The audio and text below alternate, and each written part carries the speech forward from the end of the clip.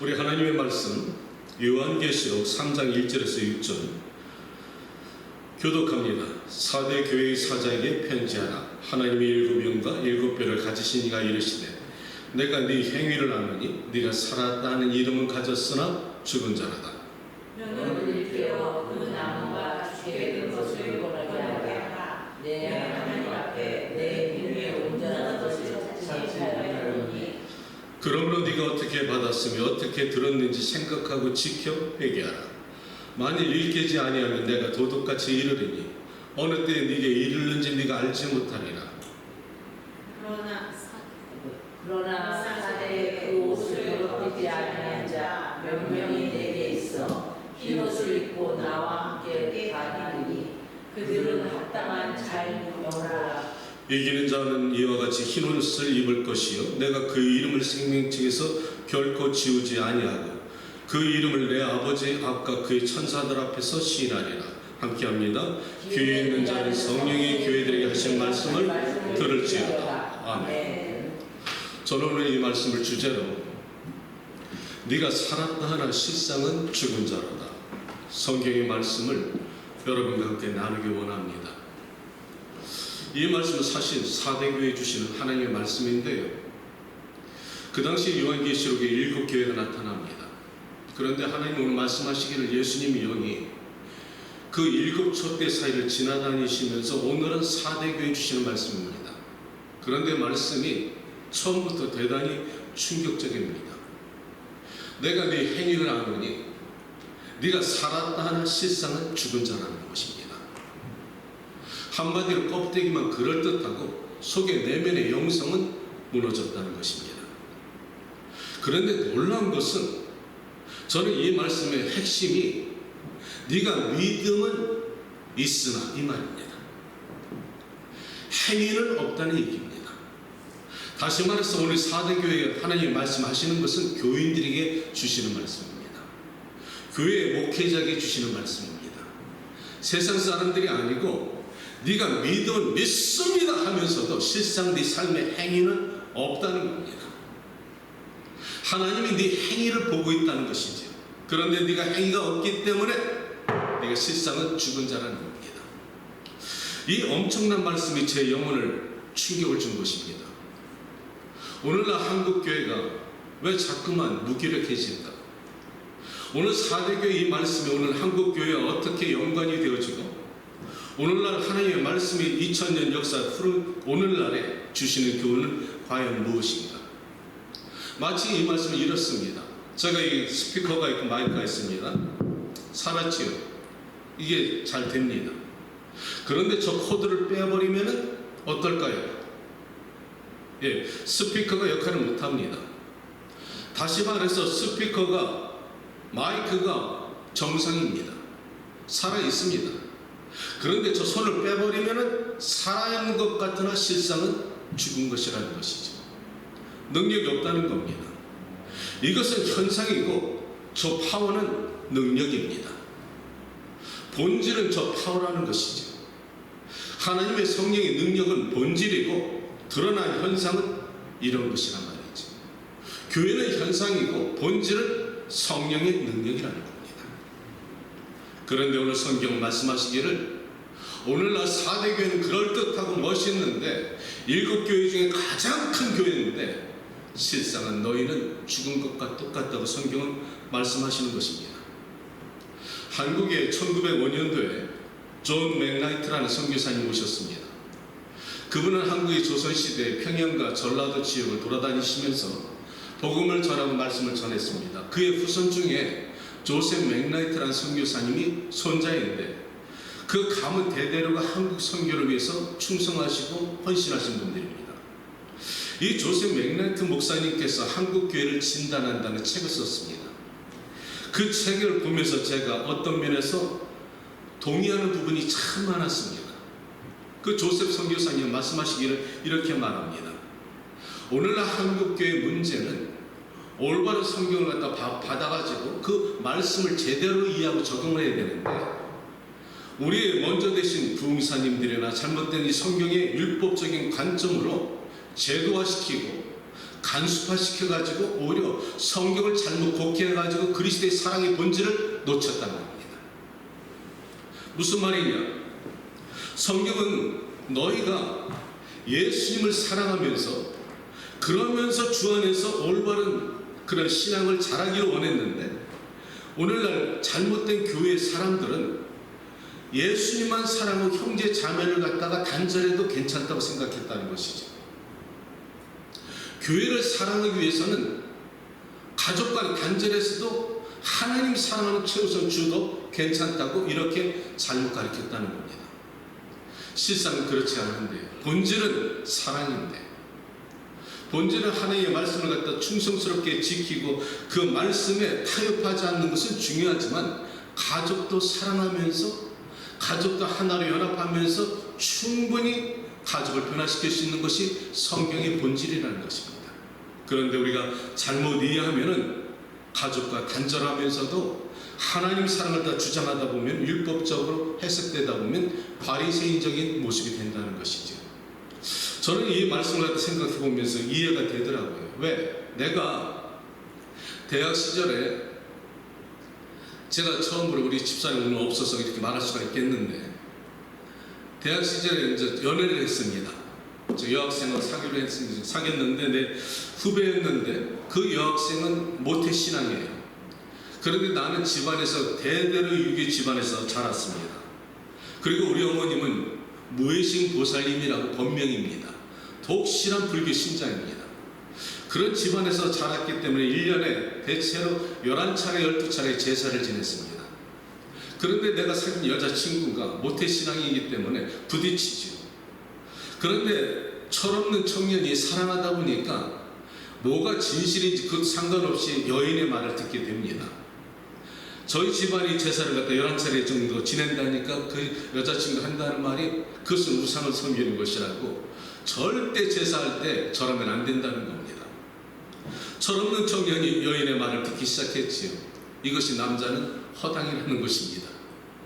남자는 여인의 말에 그냥 그저 질리고 뭐고 사랑하는 여자에 빠지게 되면은 그것이 어리석게 따라간다는 것이지요. 그 말을 듣고 나서 제사 때가 됐습니다. 그날 우리 아버님이 시간이 되어서 전부 가족들이 이제 제사를 지낼 때 절할 때에 대해서 내가 정중하게 아버지에게 이렇게 말씀드렸습니다. 아버님, 저는 오늘부터 절을 못하겠습니다. 아버님의 얼굴이 확 달라지십니다.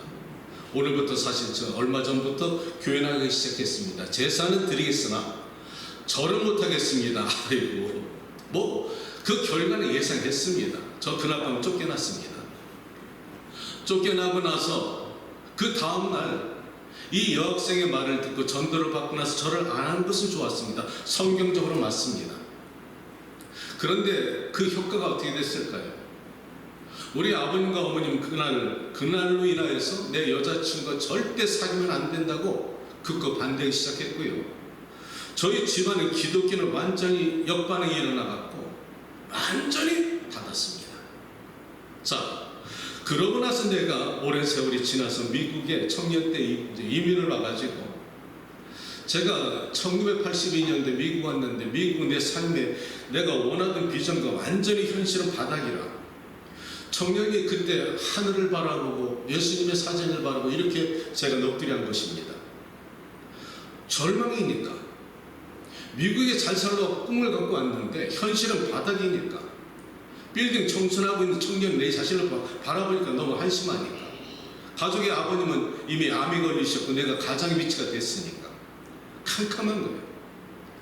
그런데 내가 교회도 다니지도 않았고, 우리 어머님이 먼저 오셔서 교회를 한 몇 번 다니시니까 목사님이 예수님 사진을 저희 집에 리빙룸에 걸어놨는데, 어느 날 술 한잔 마시고 나서 그 예수님의 사진을 보면서 청년이 털썩 주저앉고 넋두리 한 겁니다.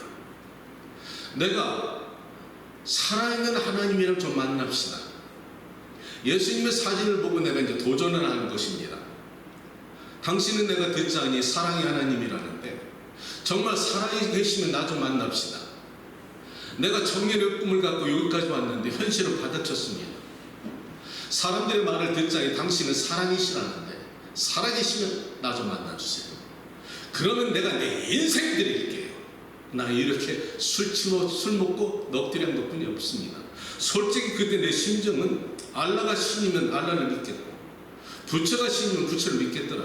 근데 내가 살아있는 신을 못 믿겠어. 왜? 내가 아무리 배운 지식적과 학문과 과학적으로 보이지 않는 하나님이 실제적으로 내 마음에 오질 않았기 때문에. 아, 그런데요, 나는 술 한잔 마시고 예수님 사진 뭐 넋두리 한번 했는데 귀가 밝으신 하나님이 들으셨더라고요. 나도 모르게 며칠 지났는데 그 달라스에 붕괴가 있다는데 이상하게 내가 그 교회를 가고 싶은 거예요. 그때 내가 청년인데 양복을 깨끗하게 입었습니다. 그리고 나도 모르게 그 교회를 갔지요. 그 순간에는 내가 내 발걸음을 내가 찾아간 줄 알았습니다. 그리고 양복을 입었던 것은 그 교회에 처녀들이 많다고 해서 혹시 노충각 신세를 면할까 싶어서 목적은 딴 데 있었던 것이죠. 그래서 이제 그 교회 붕에 가보니까 수백 명이 모였는데 그 당시만 해도 수많은 사람들이 말씀에 흡기할 때입니다. 그러니까 테이프로 듣고 CD로 들을 때니까 붕의를 찾아다닐 때입니다. 그런데 제 뒤에 앉아서 목사님 말씀을 듣는데 하나도 귀 안 들어와요. 근데 목사님 나중에 안수한다는 사람이 넘어진다는데 내가 저 뒤에서 아이고 목사가 니니까 넘어져 주는 것이지 그게 제정신으로 넘어져 지겠느냐 하면서 저는 믿질 않았습니다. 그런데 이상하게 한번 그 내가 사실을 내가 확인하고 싶은 거예요. 저게 진짜 밀면 넘어지는 것이냐 아니면 어떤 영향이 있어서 넘어지는 것이냐, 내가 그것을 느끼고 싶었던 거예요. 그래서 사람들 다 안수받고 내가 마지막으로 이렇게 올라왔습니다. 그리고 마지막 올라와가지고 목사님이 안수하는데 내가 그 안수받는 머리에 안수받는 자세가 이렇게 섰습니다. 이거는요 절대 안 넘어지는 자세랍니다. 씨름 선수가 곁다리 딱 치기 전에 안 넘어지는 자세인데 내가 눈을 떠보니까 온 세상이 하얗더라고. 뭘 봤을까? 온 세상이 하얘. 내가 천국을 봤을까요? 아니요. 천정이더라고. 나도 모르게 넘어진 거예요. 내가 넘어져서 천정을 바라보고 내가 왜 넘어졌을까? 제정신이 돌아오면서 너무 창피한 거야.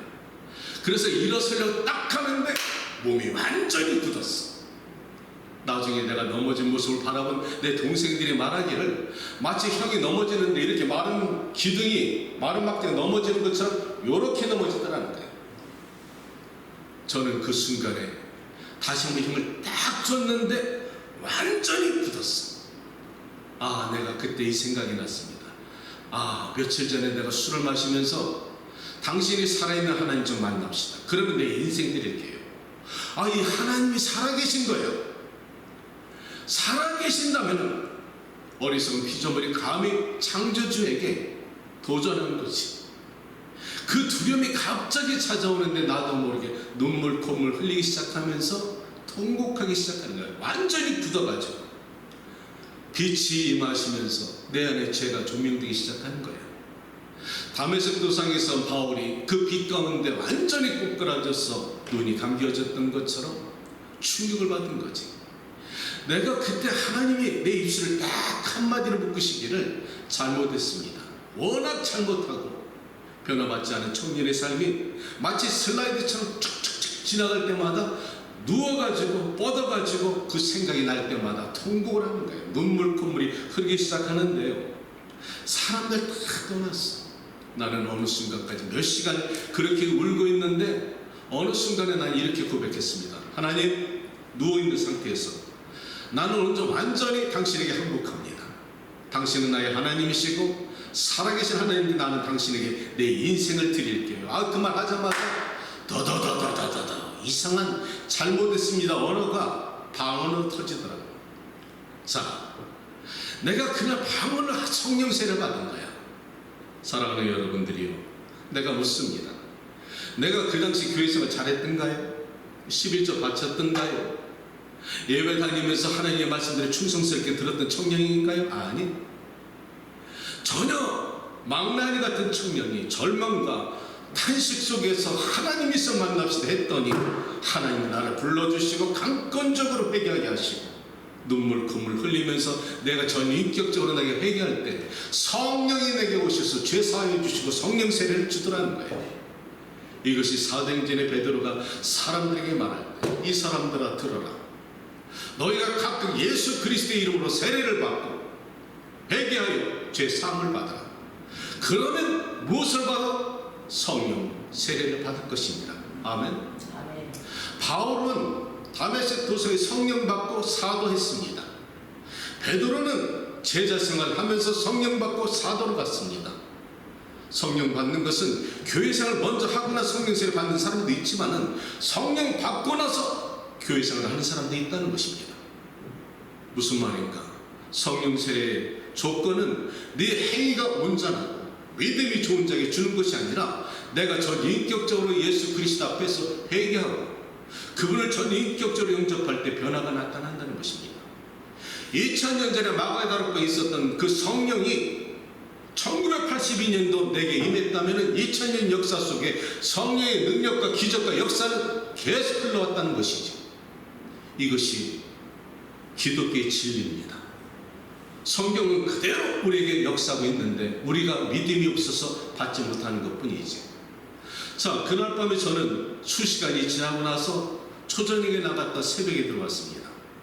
새벽에 들어와가지고서 리빙룸에서 그 예수님의 사진을 며칠 전에 영적 도전했던 내가 무릎을 꿇고 통곡하기 시작하니까 잠결에 주무시던 우리 부모님이 놀라가지고 뛰쳐나오셨습니다. 그리고 우리 어머님 아버님이 충격이었습니다. 아니 갑자기 초저녁에 양복 입고 나갔던 자식이 새벽에 들어와서 예수님 사진 앞에서 통곡하면서 울고 있는 아들의 모습 보면서 아 이건 뭐가 있구나. 그 다음날 우리 부모님이 바라보는 나의 모습은 완전히 변화받아가지고 성경책을 갖다가 옆구리에 끼기 시작하면서 교회를 나가기 시작합니다. 그리고 그렇게 좋아하던 술, 담배가 순간에 끊어집니다. 자, 이것을 바라볼 때 내 어머님은 불교 신자의 무예신 보살님, 아버님은 전통적으로 유교 집안에 태어나셨는데 완전히 왕가신 가정에서 우리 부모님에게 아무런 말씀을 해도 어떤 말씀을 해도 교회에 대한 어떤 전도를 할 수가 없었던 분인데 그날 이후 나는 한마디 말도 우리 어머니 아버님이 교회 갑시다 말 드린 적도 없는데 부모님들이 한국으로부터 가져온 제사 제기를 다 버립니다. 심지어 불경과 염초를 다 불태워버립니다. 나는 한마디 한 적 없습니다. 그리고 나서 주일날 아들과 함께 교회를 나갑니다. 할렐루야. 이게 뭐냐? 이게 뭐냐? 그 아들이 방황하고 이렇게 헤매고 있을 때 부모님이 안타까워서 때로는 매질도 하고 타일로도 보고 나무라도 보고 전혀 변화받지 못했던 내가 아버지 아버님 말씀 듣지도 않던 내가 어느 날 하나님을 만나니 순간에 변화받으니까 우리 부모님은 하나님은 살아계신다는 것을 알았다는 것이죠. 그것이 신앙입니다. 잘 들으시기 바랍니다.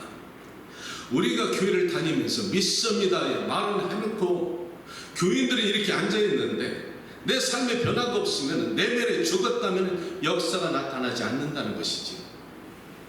성경의 기적의 공식 여러분 다시 말씀드립니다. 믿음 플러스 뭔가요?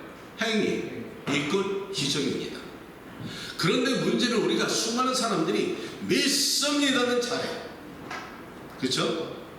교회 와서 주일날 말씀은 들어. 그런데 정작 행위는 없다는 겁니다. 오늘 예수님께서 말씀하시기를 내가 네 행위 알아. 근데 너 살면서 믿습니다 하면서 너 행한 것은 없잖아. 이 말입니다. 저는 이 말씀을 갖다가 생각하면서 예수님이 우리에게 주신 교훈을 생각합니다. 예수님은 오늘 우리에게 너희가 신앙의 생활은 겉과 속이 일치되어야 된다는 것입니다. 바리새인이 예수님 얼마나 바리새인들을 책망하셨나요? 회칠한 무덤이라 독사의 자식이라 아주 심한 말씀하셨습니다.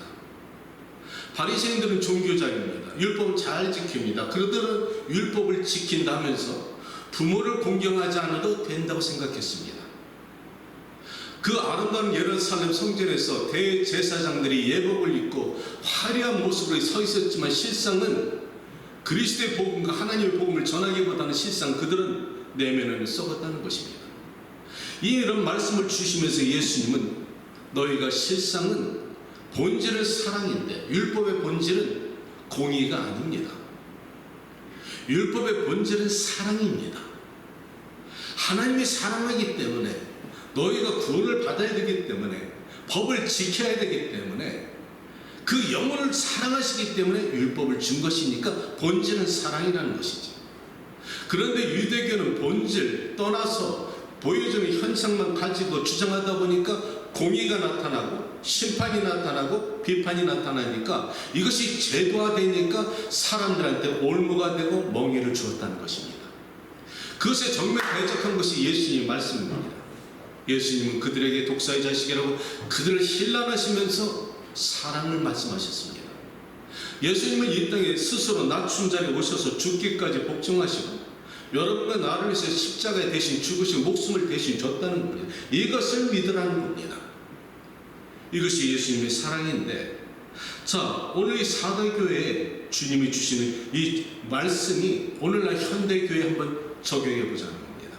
사랑하는 여러분, 사도교회를 생각하시면서 여러분들은 어떻게 생각하십니까? 현대교회가 바꿔야 될, 우리가 고쳐야 될 부분은 없다고 생각하십니까? 조셉 맥라이튼 선교사님은 이렇게 말합니다.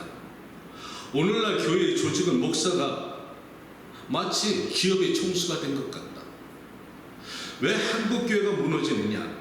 기성시대에 무조건 순종하는 그 조건이 요즘 3040 젊은 층에서는 이해가 안 되는 것입니다.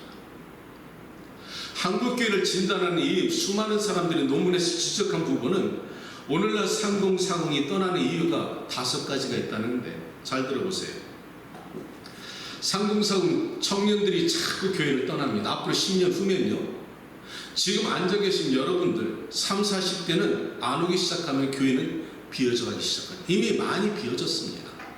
그런데 앞으로 10년 후에는 교회는 유럽의 교회처럼 껍데기만 남고 안에는 실상적으로 교인이 없는 시대가 곧 올 것이라는 것입니다.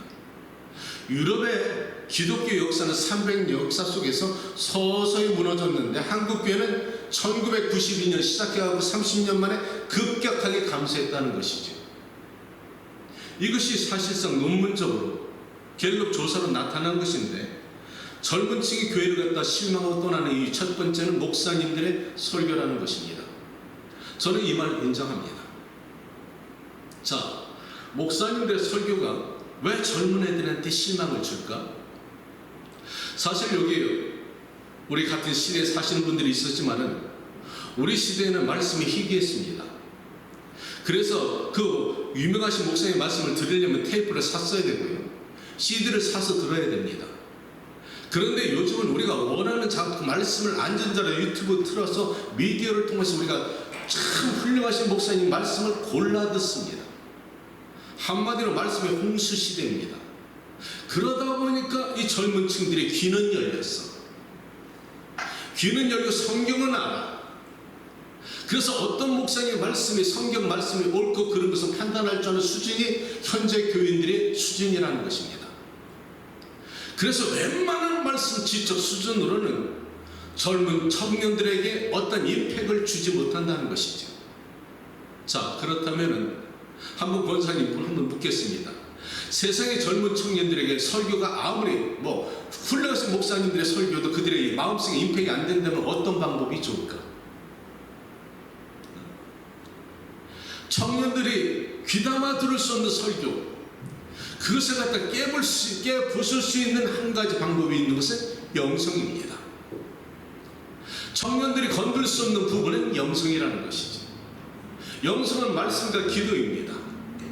목회자들이 말씀과 기도로 하나님 앞에 각을 뜨고 매달려서 하나님 주신 성령, 다른 영적인 차원에서 주신 말씀이 내 안에 통과되고, 목회자가 먼저 눈물을 흘리고 감격하는 말씀이 사람 웅덩이에 전해질 때 청년들은 거기서는 꼬꾸라질 수밖에 없다는 것이죠. 이 시대는 아무리 아름다운 수식어와 형용사를 통해서 말씀을 전해도 청년들은 변하지 않는다는 겁니다. 그러나 그들이 건들지 못하는 영성의 부분은 목회자들이 그것을 전해야 된다는 것입니다. 두 번째는 그들이 하는 말이 교회가 너무 권위적으로 되어버렸다. 권위적으로 돼가지고 교회가 마치 무슨 세상이 조직적으로 제도화가 돼가지고 어렵다는 것이, 불편하다는 것입니다. 사실 이 말씀에 대해서는 우리가 인정하지 않을 수가 없다는 것이죠. 마치 무슨 계급적인 수직적인 관계가 돼가지고 그런 부분에서 청년들을 거북해 하고 있다는 것입니다. 세 번째는 비민주적이라는 것입니다.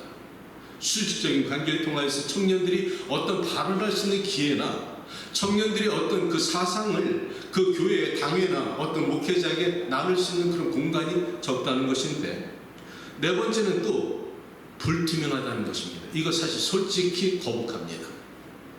저도 이 말씀에 대해서는 사실 여러분하고 나누기가 불편합니다. 오늘날 교회들이, 현대 교회가 불투명하다고 지적한다면 어떤 부분에 불투명하다고 불평할까요? 헌금. 그렇죠. 예, 권사님 맞습니다. 제가 설교 중에 그거 있습니다. 왜 헌금이 불편할까요?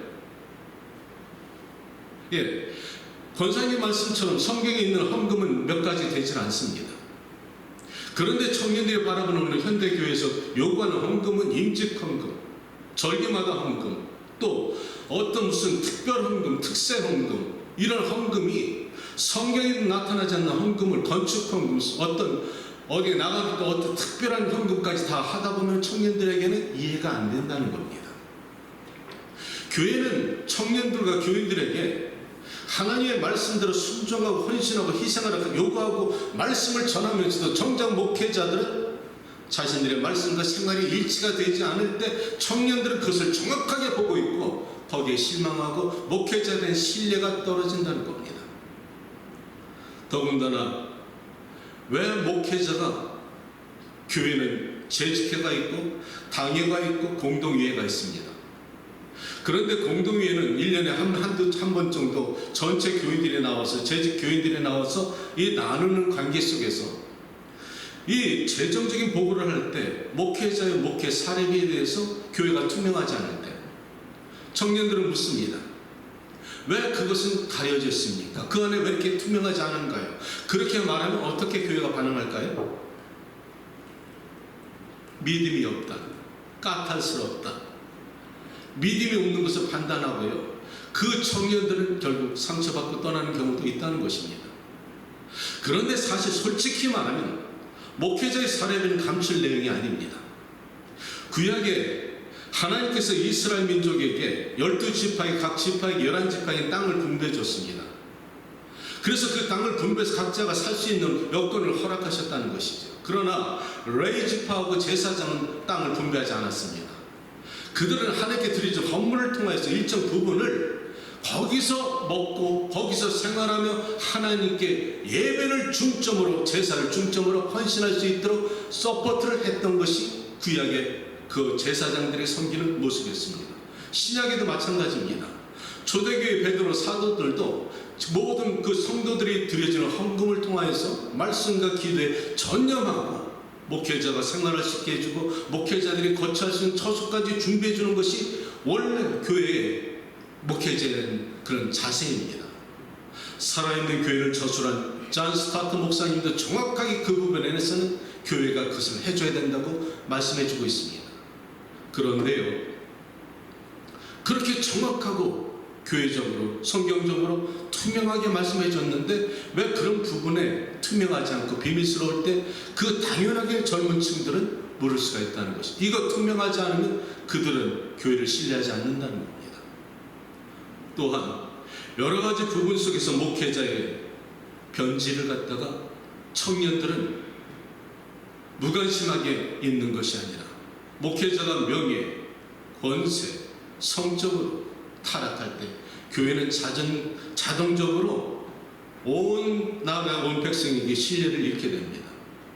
우리는 솔직히 말해서 이런 부분에 굉장히 불편합니다.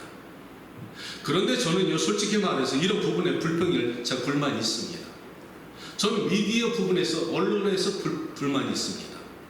왜 언론은 굳이 기독교만 유독하게 부정적인 부분을 갖다 언론화시켜서 그것을 대중들에게 나타내 줌으로 인하여서 긍정적인 부분은 잘 부각시키지 않고 부정적인 모습만 보여주다 보니까 한국교회의 쇠퇴의 어떤 한몫은 언론의 책임도 있다는 것이죠. 물론 목회자의 책임도 있다는 것입니다. 성경은 오늘 목회자에게 주신 말씀이니까. 자, 그렇다면 오늘 성경의 3절에 이렇게 말합니다. 그러므로 네가 어떻게 받았으며 어떻게 들었는지 생각하고 지켜 회개하라는 것입니다. 4대 교회야, 너희들의 행위가 죽었지만은 네가 어디서 말씀을 들었고 네가 어떻게 은혜를 받았는지 첫사랑을 회개하고 돌이켜보면서 회개하는 것입니다. 이것이 오늘 성경이 주시는 4대 교회에 대한 응답입니다. 오늘날 교회가 가능성이 있는 것은 고개를 돌려서 우리가 놓친 부분을 고쳐나가자는 것입니다. 이거 외에는 희망이 없다는 것이죠. 한국교회가 능히 가능성이 있다는 것은 오늘 5절 6절 말씀입니다. 그러나 4대의 그 옷을 더럽히지 아니한 자 몇 명이 있고 그 가운데 흰옷 입은 사람들이 있더라. 이것이 소망입니다. 4대 교회는 무조건적으로 영적으로 죽은 것뿐 아니라 그 안에 옷을 더럽히지 않은 믿음의 사람들이 이렇게 앉아있다는 것입니다. 나는 여러분들이 의복을 더럽히지 않은 하나님의 거룩한 성도인 줄 믿습니다. 여러분들이 흰옷 입은 의인인 줄로 믿습니다. 이런 믿음의 사람들이 있기 때문에 하나님은 4대 교회에 행위가 죽은 너희는 저들과 연합하여서 거룩해지라는 것입니다. 그러면 4대 교회는 생명책에 하나님 너희 이름을 지우지 아니하리라. 아멘. 이것을 말씀을 잘 묵상하면 나는 거기서 소망을 갖고 있다는 것이지.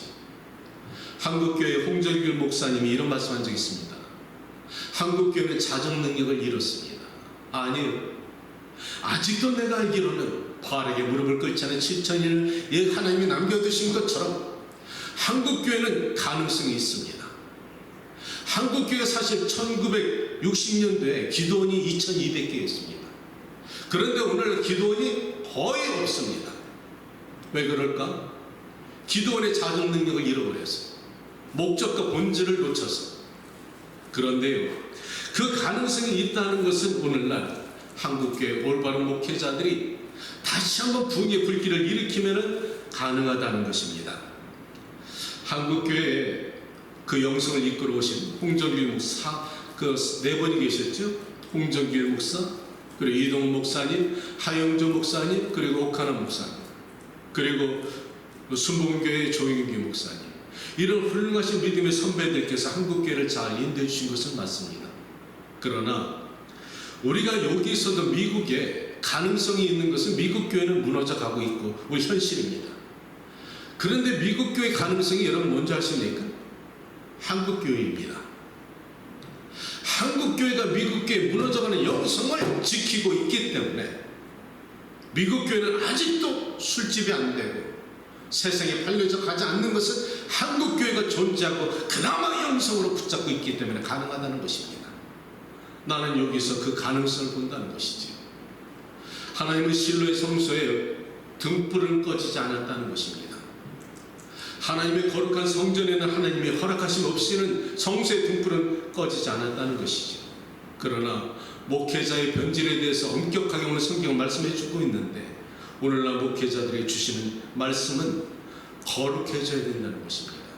그런데 여러분 솔직히 말해서 목회자들의 변질은 목회자의 책임이라고 할 수 없고 어느 부분엔 여러분들의 책임도 없지 않아 있다고 인정하십니까?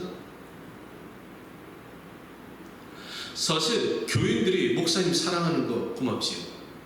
목사님 존경하고 배려하는 거 좋습니다. 그러나 여러분들이 잘못하고 지나친 사랑과 배려와 관심은 너무 지나치다 보면은 목회자의 관심을 받고 싶고 목회자의 인정을 받고 싶고 그래서 너무 지나친 배려와 섬김은 때로는 목회자를 변질시킬 수 있는 요소가 된다는 것이죠.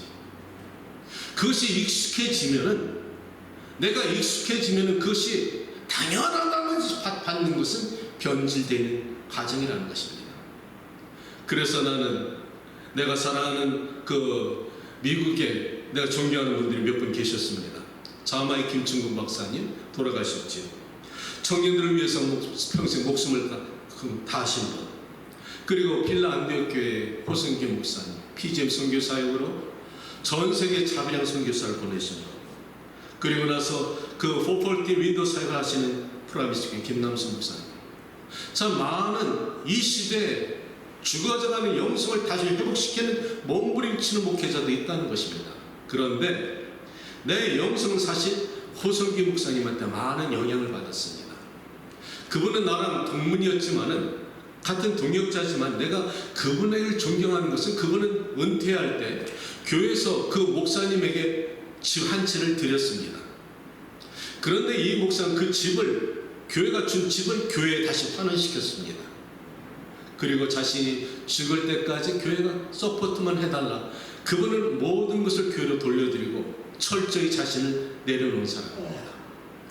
특별히 내가 그분에게 도전받은 것은 그분이 어느 날 한국에 집회를 갔는데 필라 안디옥에 있던 교인이 먼저 한국 가서 생활하다 담임 목사님이 한국 가서 집회한다니까 너무나 반가워가지고 소공동에 있는 롯데 호텔에 찾아왔더라는 거예요.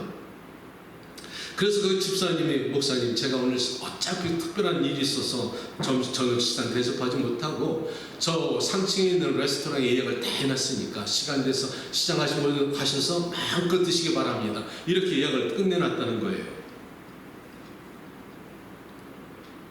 그래서 목사님께서 시장이 저녁 때 시간이 돼서 이제 상층 레스토랑 고급 레스토랑 올라가 봤는데 앉아서 메뉴를 딱 보니까 이 가격이 보통 비싼 게 아니더라는 거예요. 그러니까 목사님께서 그 메뉴를 보자마자 메뉴를 겪고 나서 조용히 빠져나왔다는 겁니다. 그리고 나서 그 소공동 뒷골목에 있는 국밥집 가서 국밥을 먹는데 그렇게 편할 수가 없더라. 나한테 그 말할 때 이게 진짜 목사지. 한국에 와가지고 직장생활하는 그 사랑하는 집사님이 월급을 받아가면서 목회자 오셨다고 대접하는 건 좋은데 그 성도의 어려운 생각과 고통을 깨닫고 그 어려운 환경 속에서 섬기는 그 마음은 고마운데 목회자가 또 성도를 생각하는 마음 속에서 스스로 뒷골목에서 국밥 한 그릇 먹는 그 자신을 바라볼 때 그것이 행복하더라. 이것이 진짜 목회자더라. 여러분은 교회 오실 때 목사님 믿지 마세요. 여러분 교회 와서 목사님 의지하지도 마세요. 여러분이 믿고 의지하고 사랑할 분은 예수님입니다. 십자가입니다. 여러분이 목사님과 의지하고 사랑하고 그분에게 배려해 주는 건 좋지만 지나친 것은 나중에 여러분 스스로 상처받습니다. 내가 저렇게 사랑했는데 나한테 관심 안 주네? 내가 그렇게 열심히 섬겼는데 목사님 나중에 사랑 식었나? 아니요. 목사도 사람이기 때문에 잊을 때가 있고요. 저희 다리에서 내려가면 털면 먼지 납니다. 절대 목회자 의지하는 거 아닙니다. 여러분이 헌금을 하는 것도 하나님께 드리는 것이지 목회자에게 드리는 것도 아니고 예배를 드리는 것도 하나님께 드리는 것이 목회자를 보고 하는 것이 아니고 교회에 나오는 것도 목회자 어떤 체면 봐서 나오는 것이 아니라 하나님 보고 은혜 받으러 나오셔야 된다는 겁니다. 따라서 저는 내 스스로가 변질될 가능성을 최대한으로 저는 막으려고 합니다. 우리 장로님과 가끔 제가 집사님들 식사를 나누는데 우리 장로님이 가끔 그런 말씀 하시더라고. 목사님 요즘 이 정도 되면 대접 받으시면 합니다. 그런데 제가 우리 장로님하고 장로님 한 번, 나 한 번, 집사님 한 번, 나 한 번. 목사도 대접하고 싶습니다. 왜냐하면 여러분들이 대접만 내가 받다 보면 어느 순간에 나도 변질될 것 같아요. 그 대접에 익숙해지다 보면은 나중에 우리 장로님이 나중에 안 사줘? 그러면 섭섭할 것 같아. 네? 그러니까 목회자도 장로님 집사님이나 한번 사주면 나도 국밥 한번 서로 나누고 짜장면 하나 나누고 기름진 거 먹지 말고 여러분들 솔직히 말해 목사님 사랑해서 기름진 거 사주면 다 좋은데요. 장경도 목사님 말씀하신 게 있습니다. 교인들이 너무 좋은 것만 먹이다 보니까 목사가 일찍 죽는다는 거예요. 기름진 것만 먹게 주니까 당이 생겨, 지방간 생겨, 혈압 높아져. 그리고 일찍 죽게 되는 것은 사랑은 좋은데 지나친 사랑은 독이 되더라는 거예요. 네, 일리 있습니다. 사랑하는 성도 여러분들이요. 목회자의 변질은 목회자가 먼저 하나님의 무릎을 꿇고 영혼을 사랑하고 성도들이 이 땅에 살아갈 때 얼마나 힘들게 살아가는 것을 마음으로 깨닫고 성도들과 함께 고통을 나누는 목회자는 그나마 하나님의 가능성이 있다는 것이죠. 그리고 여러분들이 목회자를 사랑하되 목회자들과 함께 나누고 서로 교통하고 서로 관심을 두는 건 좋지만 지나친 것은 목회자의 영적의 어떤 부분에는 안 좋다는 것입니다. 말씀을 정리합니다. 자, 그렇다면 오늘 성경은 우리에게 무엇을 요구하는가? 목회자들에게 주시는 말씀은 성결입니다. 여러분에게 주시는 말씀은 교회 안에서 믿습니다 아멘 하고 떠나가서 생활 속에서도 실천하라는 것이죠. 문제는 이것을 거의 안 한다는 거예요. 오늘날 한국교회 문제는 바로 이거라는 겁니다. 성경을 보면 여러분에게 믿음이 없다는 게 아니에요. 믿음이 있어. 그런데 왜 행하질 않아? 이 말입니다. 믿음이 있으면 세상에 나가서 손해 좀 보라는 겁니다. 예수님의 사는 세상에 나가서 악착같이 남의 것 뺏자는 것이 아니라 성경의 말씀은 세상에 나가서 손해도 좀 보고 양보도 하고 억울해도 내가 이렇게 받아들이고 돌아서서 내 가슴을 갖다 두드릴지라도 하나님은, 예수님은 우리의 형편을 보시고 오히려 위로하시고 내가 손해보면서 다른 방법으로 오시더라는 거예요. 이건 내 체험이에요. 내가 예수님 때문에 손해를 봤어. 그랬더니 하나님 다른 것으로 채워주시더라니까. 아멘. 이것이 신앙의 체험인데 조금이라도 손해 안 보려고 그러고 나쁜 소리 들으면 나도 꼭 두 마디 더 해야 돼. 양보가 없어. 행위가 죽었다는 것이지. 오늘 교회가 이 부분만 회복하면은 나는 빌라델비아 교회 주님의 말씀처럼 네가 작은 것을 가졌으면서도 하나님 말씀을 떠나지 않고 배반하지 않고 충성되었다, 이렇게 칭찬받는 교인들이 될 줄은 믿습니다. 본질을 놓치지 말고 여러분 믿음으로 충성된 성도님들이 되시길 주님의 이름으로 축복합니다. 기도합니다. 주님 말씀 나눴습니다. 이 생명의 말씀이 살아 운동력이 있어서 사랑하는 성도들의 마음에 심어지게 하시고 목회자들도 깨닫고 내가 변질된 모습의 사정 능력을 회복할 수 있는 말씀이 되시게 도와주시고 한국교회가 아직도 소망이 있는 줄 믿사오니 한국교회를 통하여서 세계 선교가 다시 회복할 수 있도록 축복하시고 사용하여 주시옵소서. 예수님의 이름으로 기도합니다. 아멘. 우리 이 시간에 한번 저는 기도하기 원합니다. 다 함께 눈을 감으시고 오늘 여러 번 말씀을 묵상하시기 바랍니다. 나는 오늘날까지 믿음이 있는 줄 알았습니다. 그런데 사실 깨닫고 보니까 내가 집안에 가서, 내가 직장에 가서, 내가 삶의 현장에서 사랑의 실천을 하지 못했던 것 같습니다. 오늘 사도교회를 통해서 주시는 하나님의 말씀은 네가 믿음은 있어.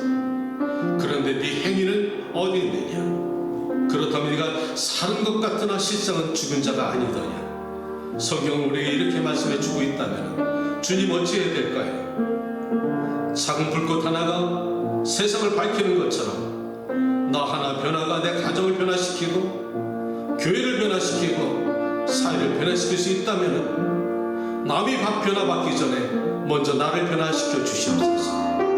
하나님, 오늘 이 시간에 내게 성령의 충만함을 임하여 주시고 내가 먼저 변화받기 원합니다. 나를 먼저 사용해 주시기 원합니다. 2000년 전에 역사하셨던 마가의 다락방인 성령께서 오늘 이 기도 시간에 임재하시고 내 영과 육을 깨끗하게 하여 주시옵소서. 우리 주여 한번 부르짖고 기도합니다. 주여! 살아계신 아버지 하나님 감사합니다. 사랑하는 성도들의 가정마다 지켜주시기 원합니다. 오 영원하신 내 아버지 하나님이 하늘의 문을 열어주시옵소서. 오늘까지 내가 살아온 아버지 신앙의 가정 속에서 혹여나 놓친 부분이 있고 한국교회와 내 자신과 내 신앙의 문제가 있었다면 발견하게 도와주시고 다시 한번 회복하여서 하나님의 나라 영광을 위해서 쓰임받는 청지기들 되기 원합니다. 남을 지적하기보다 먼저 내 자신을 바라보게 도와주시고 내 남편과 내 아내를 원망하기보다 먼저 내 자신을 먼저 변화받게 도와주시고 하나님 믿습니다 말로만 하는 것이 아니라 내 삶에 능력이 나타나는 믿음의 성도님들 될 수 있도록 축복하여 주시옵소서. 하나님 저들을 축복하시기 원합니다. 저들의 말씀으로 축복받기 원합니다. 하나님의 성령으로 충만하기 원합니다. 함께 하시고 도와주시고 저들의 삶의 현장에서 기적을 체험하는 청지기들 만들어 주시옵소서. 감사합니다. 감사합니다. 하나님 영광받아 주시옵소서. 거룩한 제단에 나올 때 하나님께 드려진 10의 1조와 감사금을 올려드립니다. 주님 인색함으로 드린 것이 아니라 감사함으로 드렸으니 받으시고 영광받아 주시옵소서. 저들이 살아가는 순간순간마다 체험적인 신앙이 나타나게 하시고 역사가 나타나게 도와주시고 저들의 간과한 소원과 뜻이 이루어지길 원합니다. 주님 저들의 가정의 자녀들을 축복하시고 삶의 현장도 축복하여 주시옵소서. 자리에서 일어나시기 바랍니다. 축도합니다. 지금은 우리를 죄에서 구원하신 나사렛 예수 그리스도의 무한하신 사랑과 성령의 감동감화 교통하심과 그 아들을 아낌없이 내주신 하나님의 놀라신 은혜가 오늘도 예배 자리에 와서 고개 숙여 하나님의 말씀을 듣고 기도하고 각을 뜨고 회개하는 주의 백성들에게 충만하게 도와주시고 전쟁터와 한국 교회와 미국 교회와 또 고통받는 수많은 선교지마다 지금부터 영원까지 함께 계실지어다. 아멘.